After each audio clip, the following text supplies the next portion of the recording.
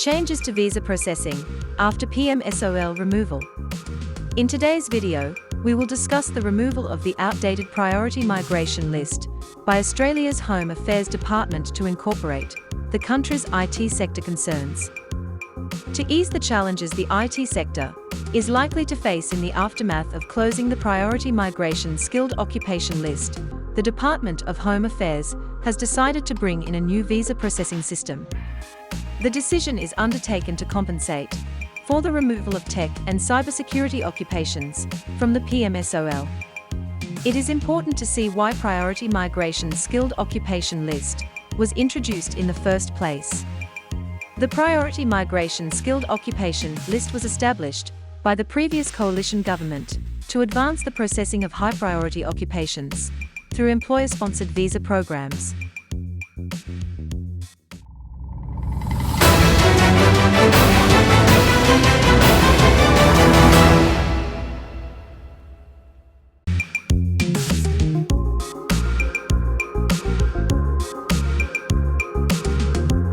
The main aim of the priority migration skilled occupation list was to counter the critical skills deficits caused by the COVID-19 pandemic and Australia's closed border policy.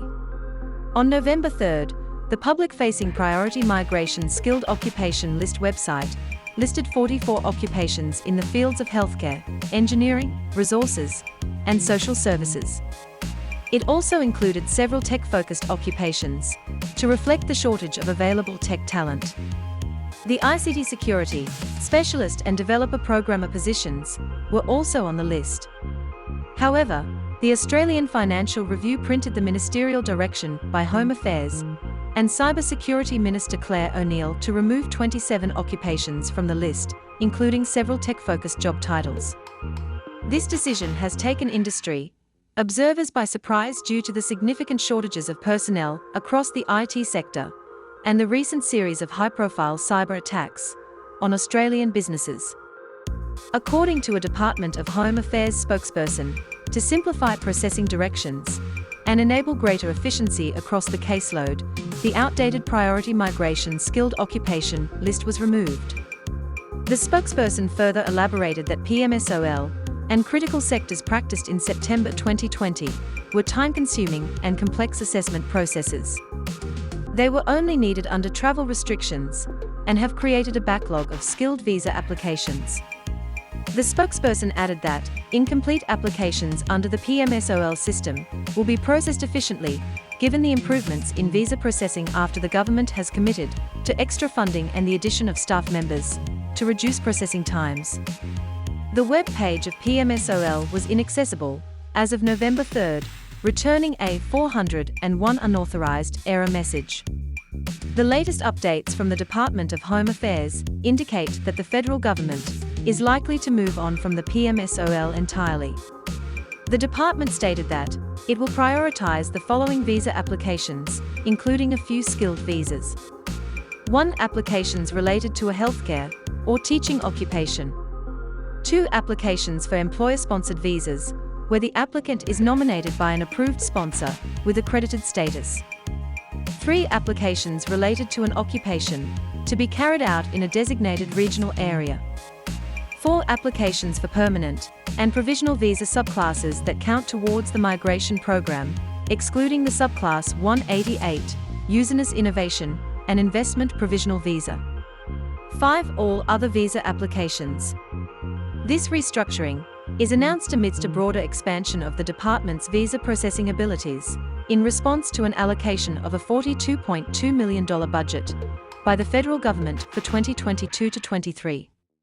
The funds will be used to accelerate visa processing and advertise opportunities for highly skilled migrants.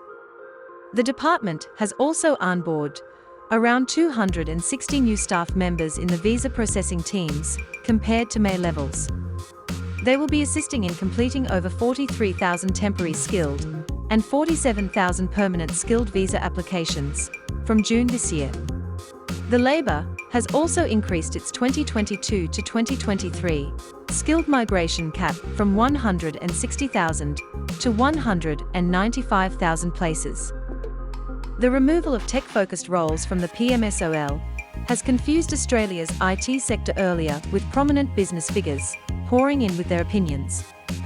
The managing director of Stacks, a cloud management platform, expressed his surprise at the removal of tech roles from the priority migration skilled occupation list. He stated that the decision will affect the company's hiring process and their requirements to fulfill the position for these roles. He calls the decision disappointing, as it is likely to cause more trouble for startups and small businesses to attract, hire and retain great talent.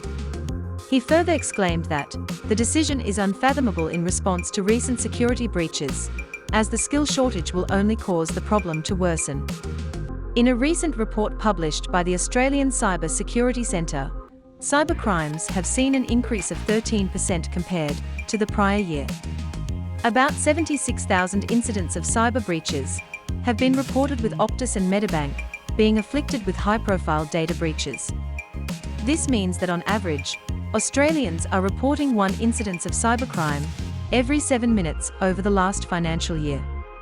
The average cost of each cybercrime report for small businesses is about $39,000, which businesses can avoid only by upskilling their staff, as a consequence of Pmsol dismissal, as per digital training experts. The country director of SANS Institute, a cybersecurity training organisation, has described the amendments to Pmsol as a new challenge for Australian companies seeking critically important skills to safeguard their networks and customers. He suggested that organisations must look at developing the skills of their current employees through professional training programs to fill the security gaps a university education is unlikely to bridge. The need for strengthening cybersecurity can be understood from the fact that the federal government granted 4,095 temporary skilled visas to IT professionals, out of which 119 were for the position of an ICT security specialist. Our video update for today ends here. Hit the like button and subscribe to our channel for more updates on Australian immigration. Thanks for watching.